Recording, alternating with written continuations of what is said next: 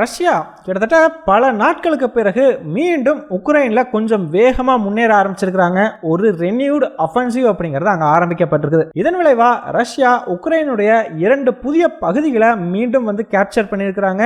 So தொடர்ந்து முன்னேறவும் ஆரம்பிச்சிருக்காங்க. So இந்த வீடியோவில் நம்ம என்ன பார்க்க போகிறோம் அப்படின்னா, டர்னிங் மனோவர் மிலிட்டரி டாக்டிக்ஸ்னா என்ன, அதை ரஷ்யா எப்படி இந்த ரெனியூடு அஃபென்சிவ்ல பயன்படுத்திக்கிட்டு வர்றாங்கன்றதை பார்க்க போகிறோம். கூடவே குர்ஸ்க், போக்ரோவ்ஸ்க் மாதிரியான போர் நடக்கக்கூடிய பகுதிகளில் என்ன மாதிரியான சூழ்நிலைகள் நிலவுது அப்படிங்கிறது ரொம்பவே டீடைலா இந்த வீடியோல பார்த்தலாம். வீடியோவை லைக் பண்ணிக்கோங்க, சேனலை சப்ஸ்கிரைப் பண்ணிக்கோங்க. வாங்க வீடியோக்குள்ள போயிடலாம். அறிவோம் தெளிவோம் உறவுகளுக்கு அன்பான வணக்கங்கள்.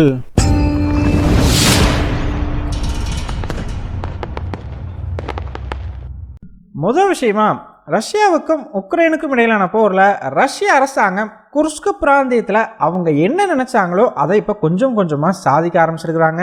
உக்ரைன் படைகள் பார்த்தீங்கன்னா இப்போ குர்ஸ்க்ல பெரிய அளவுக்கு அவங்களோட ஆப்ரேஷனல் ஏரியா அப்படிங்கிறது ரொம்பவே சுருக்கப்பட்டுருச்சு. நாளுக்கு நாள் கொஞ்சம் கொஞ்சமாக ரஷ்யா கிட்ட இடத்தை இழந்துட்டு உக்ரைன் படைகள் பின்வாங்க ஆரம்பிச்சிருக்கிறாங்க. அதுலேயும் குறிப்பாக நம்ம ஆல்ரெடி ரொம்பவே தெளிவாக சொல்லியிருப்போம். ஸோ குர்ஸ்கில் இருந்து உக்ரைனை வெளியேற்றணும் அப்படின்னா சுட்சாவுக்கு போகக்கூடிய ஒரு ரூட் மட்டும் இருக்குது. ஸோ உக்ரைன்லேருந்து சுட்சாவுக்கு போகிற அந்த ரூட்டை ரஷ்யா கட் பண்ணாலே போதும். உக்ரைன் படைகள்னால குர்ஸ்கில் ரொம்ப நாளைக்கு சர்வை பண்ண முடியாது அப்படின்னு சொல்லி, ஸோ அதற்கு ரஷ்யா சுட்சாவினுடைய கிழக்கு பக்கம் இருந்து ஒரு தாக்குதலை நடத்தணும். ஆனால் அங்கே தான் ஒரு டிஃபிகல்ட்டி அப்படிங்கிறது இருக்குது. காரணம், அந்த ஏரியா அர்பன் ஏரியா. ஸோ நிறைய பில்டிங்ஸ் எல்லாம் இருக்கும். ஸோ அங்கே சண்டை போட்டு முன்னேறி வர்றதுங்கிறது ரொம்ப ஒரு கஷ்டமான காரியம். அதனால தான் மேற்கு பக்கமாக இருந்து ரஷ்யா அட்டாக் பண்ணுறாங்க அப்படிங்கிறத மாதிரி நம்ம ஆல்ரெடி போட்டிருந்த ஒரு வீடியோலேயே ரொம்பவே டீட்டெயில்டாக எக்ஸ்பிளைன் பண்ணியிருந்தோம். ஸோ இப்போ ரஷ்யா என்ன பண்ண ஆரம்பிச்சிருக்கிறாங்கன்னு பார்த்தீங்கன்னா, மேற்கு பக்கம் கிட்டத்தட்ட ஓரளவுக்கு உக்ரைனை சுருக்கிக்கிட்டே வர ஆரம்பிச்சிட்டாங்க. இப்போது கிழக்கு பக்கம் இருந்தும், அதாவது நம்ம சொன்னோம் இல்லையா அந்த சுட்சா ரூட், அதை நோக்கியும் படைகளை நகர்த்த ஆரம்பிச்சிருக்கிறாங்க. ஸோ இந்த பக்கமும் ஒரு குறிப்பிட்ட அளவுக்கான பகுதியை இப்போ ரஷ்யா கேப்சர் பண்ணியிருக்குது. ஸோ இப்போ உக்ரைன் பார்த்தீங்கன்னா இந்த குர்ஸ்க் பிராந்தியத்தில் ரொம்பவே டெஸ்பரேட்டான ஒரு சுச்சுவேஷன் இருக்கிறாங்க அப்படின்னு தான் சொல்லி ஆகணும். இதனால தான் எப்படியாச்சும் வடகொரிய வீரர்கள் இன்னும் நிறைய பேர் ரஷ்யாவுக்காக சண்டையிடுறாங்கன்றதை ப்ரூவ் பண்ணுறதுக்கு உக்ரைன் தினம் தினம் ஏதாச்சும் ஒன்று ட்ரை பண்ணிக்கிட்டே இருக்கிறாங்க. ஸோ ஈவன் ரஷ்யா கூட சில சமயங்களில் இந்த மாதிரி உக்ரைன் வடகொரிய வீரர்கள்னு மென்ஷன் பண்ணுறவங்க வடகொரிய வீரர்களே கிடையாது. ஸோ ஆக்சுவலாக ரஷ்யாங்கிறது ஒரு பெரிய நிலப்பகுதி இல்லையா. ஸோ அதனால் ஒவ்வொரு பக்கம் இருக்கக்கூடிய மக்களுக்கு ஒவ்வொரு முகத்தோற்றம் அப்படிங்கிறது இருக்கும்.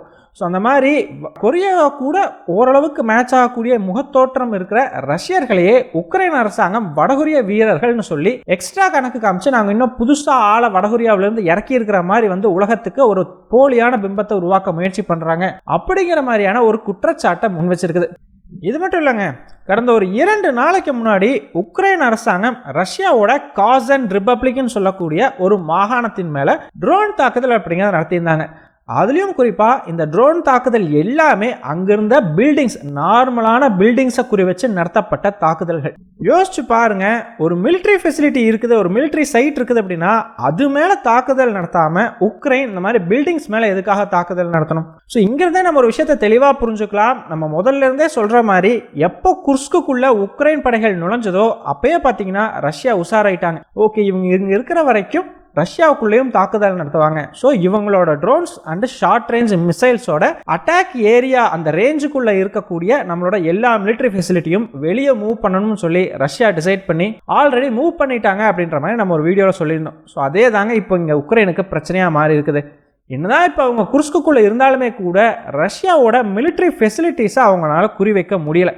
அதனால தான் இந்த மாதிரி நார்மலான பில்டிங்ஸ் மேலே தாக்குதல் நடத்த வேண்டியது, அப்புறம் அதை இந்த மாதிரி தாக்குதல் நடத்திட்டாங்கன்னு சொல்லி மீடியாவில் பிரச்சாரம் பண்ண வேண்டியது. இந்த வேலையை இப்போ உக்ரைன் ஹெவியாக பண்ண ஆரம்பிச்சிருக்கிறாங்க. இந்த விஷயத்தை இன்னுமே ஸ்ட்ராங்காக ப்ரூஃப் பண்ணுறதுக்கான விஷயம் என்ன அப்படின்னு பார்த்தீங்கன்னா, இதே 2 நாளைக்கு முன்னாடி அமெரிக்காவினுடைய அட்டாகாம்ஸ்ங்கிற லாங் ரேஞ்ச் மிசைலை பயன்படுத்தி ரஷ்யாவோட ஒரு மிலிட்ரி ஃபெசிலிட்டி மேலே உக்ரைன் தாக்குதல் நடத்தியிருந்தது. ஸோ லாங் ரேஞ்ச் மிசைலை பயன்படுத்தினா மட்டும்தான் இப்போ ரஷ்யாவோட மிலிட்ரி சைட்ஸ் மேலே அட்டாக் பண்ண முடியும் அப்படிங்கிற ஒரு சூழ்நிலை உக்ரைனுக்கு இருக்குது. ஸோ உக்ரைன் ஒரு பக்கம் குர்ஸ்கில் கொஞ்சம் கொஞ்சமாக நிலப்பகுதிகளை இறந்துக்கிட்டே இருக்கிறாங்க. மறுபக்கம் என்னதான் குர்ஸ்குள்ள கிட்டத்தட்ட 5 மாதங்களுக்கு மேலே உக்ரைன் இருந்திருந்தாலுமே கூட அதை பயன்படுத்தி ரஷ்யாவோட மிலிட்ரி ஃபெசிலிட்டிஸையோ மிலிட்ரி சைட்ஸையோ எந்த வகையிலையுமே உக்ரைனால் டேமேஜ் பண்ண முடியல. ஸோ இந்த ஒரு டெஸ்பரேஷனில் தாங்க 2 நாளைக்கு முன்னாடி காசன் ரிபப்ளிக்கில் இருக்கிற பில்டிங் எல்லாம் பிடிச்சிட்டு அட்டாக் பண்ணி இருந்திருக்கிறாங்க. ஸோ குர்ஸ்கில் இருந்து வெளியே போகிறதுக்குள்ளே அவங்களால என்ன முடியுமோ எல்லாத்தையும் ட்ரை பண்ணி பார்க்குறதுக்கு உக்ரைன் அரசாங்கம் இப்போ முயற்சி பண்ணிகிட்டு இருக்கிறாங்க. சரிப்பா, குர்ஸ்க் பிராந்தியம் ஓகே, போக்ரோவோஸ்க் என்னாச்சு அப்படின்னு கேட்டிங்கன்னா, கடந்த ஒரு வாரமாக ரொம்பவே சூடாக சண்டை நடக்கக்கூடிய பகுதி எதுன்னு பார்த்தீங்கன்னா போக்ரோவோஸ்க் தாங்க. ஸோ முதல்ல என்னதான் ரஷ்யா ரொம்பவே வேகமாக போக்ரோவோஸ்கை நோக்கி முன்னேறினாலுமே கூட அப்புறம் அப்படியே ஸ்லோ டவுன் ஆகிட்டாங்க. அதற்கான காரணம், ஸோ என்னதான் ஃபாஸ்ட்டாக மூவ் ஆனாலும் ரொம்ப காலத்துக்கு அப்படியே ஃபாஸ்ட்டாக போக முடியாது இல்லையா. ஒரு கட்டத்தில் அங்கே இருக்கக்கூடிய வீரர்கள் எக்ஸாஸ்ட் ஆக ஆரம்பிப்பாங்க. ஓகே, இதுக்கு மேலே முடியாது, டயர்டாக இருக்குதுன்னு சொல்லி. ஸோ அந்த இடத்துல ஒரு ஸ்டாப் அப்படிங்கிறது பண்ணப்படும். நம்ம வீடியோலேயே இதையும் நம்ம ரொம்பவே தெளிவாக சொல்லியிருந்தோம். கண்டிப்பாக ஒரு கேப் விட்டு அதன் பிறகு தான் மறுபடியும் ரஷ்யா போக்ரோவோஸ்கை நோக்கி நகரும் அப்படின்னு சொல்லி. ஸோ கடந்த டிசம்பர் 11 அந்த கேப் அப்படிங்கிறது ரஷ்யாவுக்கு முடிஞ்சிருச்சுங்க. இப்போ மறுபடியும் டிசம்பர் 11 ரெனியூடு அஃபென்சிவ் அப்படிங்கிறத போக்ரோவோஸ்கில் இப்போ ரஷ்யா ஸ்டார்ட் பண்ணியிருக்குது. இதன் விளைவாக பார்த்தீங்கன்னா கடந்த ஒரு வாரத்துக்குள்ள உக்ரைனினுடைய 2 பகுதிகளை கேப்சர் பண்ணிட்டு மீண்டும் போக்ரோவோஸ்கை நோக்கி ரஷ்ய படைகள் முன்னேற ஆரம்பிச்சிருக்கிறாங்க. இப்போ வெறும் 3 கிலோமீட்டர் தொலைவில் தான் ரஷ்ய படைகள் போக்ரோவோஸ்கினுடைய தெற்கு பக்கமாக நிலைநிறுத்தப்பட்டிருக்கிறாங்க. ஸோ நம்ம ஆல்ரெடி பார்த்துருந்தோம் இல்லையா, செல்விடோன், உக்லடார் இந்த மாதிரியான உக்ரைன்ஸ்க் மாதிரியான பகுதிகளில் ஒரு செகண்டரி அஃபென்சிவ்ங்கிறத ரஷ்யா ஸ்டார்ட் பண்ணியிருந்தாங்கன்னு சொல்லி. ஸோ இப்போ அந்த பகுதிகளை பூரா கேப்சர் பண்ணி முடிச்சுட்டு தாங்க இந்த ஒரு படை இப்போ போக்ரோவோஸ்கினுடைய தெற்கு பக்கம் வந்து சேர்ந்துருக்குது. அதுவும் அவங்க நினச்சிருந்தாங்கன்னா நேரு போக்ரோவோஸ்குள்ளேயே போயிருக்கலாம். ஸோ அவங்க இந்த தெற்கு பக்கமாக அந்த அளவுக்கு வந்து முன்னேறி இருக்கிறாங்க. ஆனாலுமே கூட பார்த்தீங்கன்னா ரஷ்ய படைகள் இந்த போக்ரோவோஸ்கிற நகரத்துக்குள்ளே போகலைங்க. அந்த நகரத்தை சுற்றுற வகையில் தெற்கு பக்கமாக நகரத்தை ஒட்டியே வந்து போய்கிட்டு இருக்கிறாங்க. அதுலேயும் குறிப்பாக இந்த தெற்கு பக்கம் போகிற படைகள் ரொம்பவே வேகமாக முன்னேறுவதாக சொல்லப்படுது. இதற்கு காரணமாக உக்ரைனோட ஜெனரல்ஸ் என்ன சொல்கிறாங்கன்னு பார்த்தீங்கன்னா, ரஷ்யா டர்னிங் மனோவர்னு சொல்லக்கூடிய ஒரு மிலிட்ரி டாக்டிக்ஸை பயன்படுத்திட்டாங்க. அதன் விளைவாக தான் தெற்கு பக்கம் டக்குன்னு இவ்வளோ தூரம் முன்னேறி வந்திருக்கிறாங்க அப்படின்ற மாதிரி சொல்லியிருக்கிறாங்க. அது என்னப்பா டர்னிங் மனோவர் அப்படின்னு கேட்டிங்கன்னா, ரொம்ப சிம்பிளுங்க. இப்போ ஒரு இடத்துல 2 படைகள் நேருக்கு நேர் நின்று சண்டை போடும் பொழுது அந்த படையில், இப்போ ரஷ்ய படையில் ஒரு பார்ட் மட்டும் தனியாக பிரிஞ்சு என்ன பண்ணுவாங்கன்னா, முன்னாடி நின்று சண்டை போடக்கூடிய படைகள் கண்ணில் மண்ணை தூவிட்டு அழுங்காமல் பின்னாடி வழியாக போயிடுவாங்க. ஸோ அவங்க கொஞ்சம் ஃப்ரண்ட்டுக்கு போன பிறகு அங்கேருந்து உக்ரைன் படைகள் மேலே பின்னாடி இருந்து ஒரு தாக்குதல் நடத்துகிற மாதிரி தாக்குதல் நடத்தப்படும். ஸோ அப்போ இப்போ முன்னாடி இருக்கக்கூடிய உக்ரைன் படைகள் பின்னாடி இருந்து ரஷ்ய படைகள் தாக்குதல் நடத்துகிற காரணத்தினால அவங்களோட பொசிஷனில் தொடர்ந்து நீடிக்க முடியாது. அந்த பொசிஷனை விட்டு கொடுத்துட்டு போகணும். அது மட்டும் இல்லை, இப்போ முன்னேறி சைடில் போனாங்க இல்லையா ரஷ்ய படைகள், அவங்க கூடயும் சண்டை போடணும். ஸோ அவங்களுக்கு அப்போ வேறு வழியே இருக்காது. இப்போ முன்னேறி போனவங்க எங்கே இருக்காங்களோ அந்த இடத்துக்கே உக்ரைன் படைகளும் பின்வாங்கி போக வேண்டிய ஒரு சூழ்நிலை உருவாகும். அப்போ இங்கே இவ்வளோ நேரமாக உக்ரைன் படைகளை ஹோல்டு பண்ணி வச்சுக்கிட்டு இருந்த ரஷ்ய படைகளும் அவங்க பின்வாங்க முன்னேறி வந்துடுவாங்க. ஸோ இந்த மாதிரி தொடர்ந்து முன்னேற பின்வாங்கன்னு சொல்லி ரஷ்யா முன்னேற உக்ரைன் பின்வாங்கன்னு சொல்லி கண்டினியூஸாக போகும் பொழுது வேகமாக வந்து ரஷ்ய படைகள்னால முன்னேற முடியும். ஸோ இதைத்தான் டர்னிங் மனோவர் அப்படின்னு வந்து சொல்லுவாங்க. ஸோ இந்த ஒரு டாக்டிக்ஸை ரஷ்யா பயன்படுத்துகிறத உக்ரைனோட மிலிட்ரி ஜெனரல் முன்னாடியே கண்டுபிடிச்சி அதுக்கு அவர் ஒரு ஸ்ட்ராட்டஜியை பண்ணியிருந்திருக்கணும்.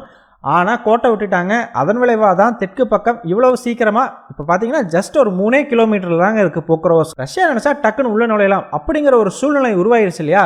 ஸோ இதனால் கடுப்பாகி போன உக்ரைனினுடைய அதிபரான ஜெலன்ஸ்கி என்ன பண்ணியிருக்கிறாருன்னு பார்த்தீங்கன்னா, போக்ரோவோஸ்க்கு இவ்வளவு நாளாக ஜெனரலாக இருந்த நபரை ரீப்ளேஸ் பண்ணிவிட்டு புது ஜெனரலாக அங்கே நியமிச்சிருக்கிறார்.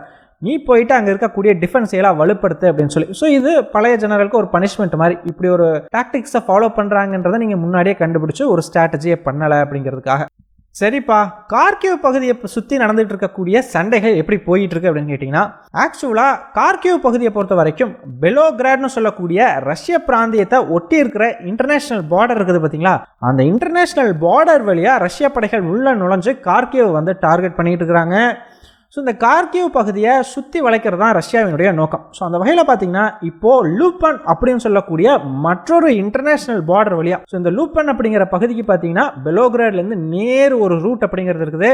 ஸோ அந்த பகுதி வழியாக ரஷ்யா ஒரு 2 நாட்களாக சின்ன அஃபென்சிவ் கேம்பெயின் அப்படிங்கிறத நடத்தியிருக்கிறாங்க.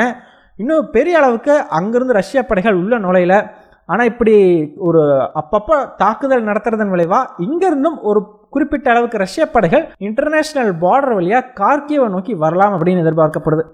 ஸோ அப்படி ஒரு சூழ்நிலை ஏற்பட்டால் கார்கிவ் பகுதியில் ஒரு புது ஃப்ரண்ட் லைன் அப்படிங்கிறது உருவாகும். ஸோ ஆல்ரெடி நம்ம பார்த்துருக்கோம், ஃப்ரண்ட் லைன்ஸ் அதிக அளவுக்கு உருவாக அது ரஷ்யாவுக்கு சாதகமாக மாறும், உக்ரைனுக்கு ரொம்பவே சிக்கலாக வந்து அது மாற ஆரம்பிக்கும். ஈவன் போக்கரோவஸ்க் பகுதியில் கூட பார்த்தீங்கன்னா இப்போ வெளியேறக்கூடிய அந்த ஜெனரல் இருக்காரு பார்த்தீங்களா, அவர் சொல்லியிருக்கிற வார்த்தை, நான் டிஃபென்ஸை நல்லா தான் போட்டிருந்தேன், ஆனால் இங்கே பிரச்சனையே ரிசர்வ் படைகள் இல்லாதது தான். ரஷ்யாவுக்கு ஒரு மாதத்துக்கு 200 பேராச்சும் புதுசாக வர்றாங்க, உள்ளே வர்றாங்க, 200 பேர் வெளியே போகிறாங்க.